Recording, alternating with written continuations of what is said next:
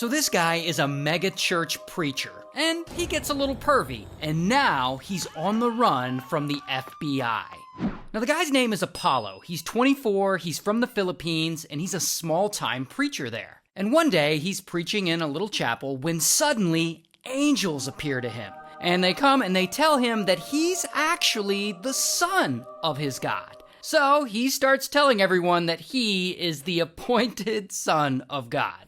Well, I'm sure this will end well for him. So anyway, because of this, he decides to start his own church. And a few years later, after the church is founded, this guy shows up, Rodrigo. And Rodrigo's running for mayor, and he comes to speak to the congregation at the church. And they welcome him, and soon enough, he and Apollo become good friends. And later, Rodrigo actually gets elected mayor, and he appoints Apollo to be his spiritual advisor. And so then more people find out about Apollo and his teachings, and his church starts to grow, and soon the donations start rolling in. Because, of course they do.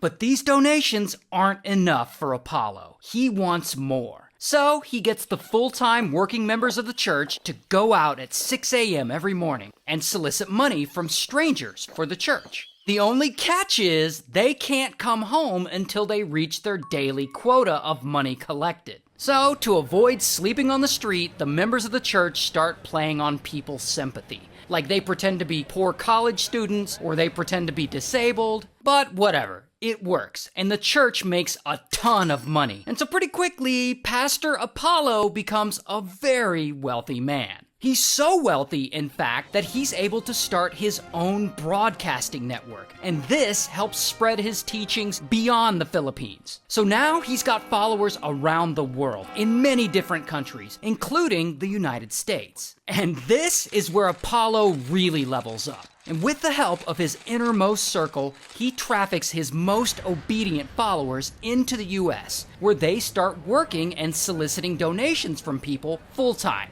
So he's making even more money.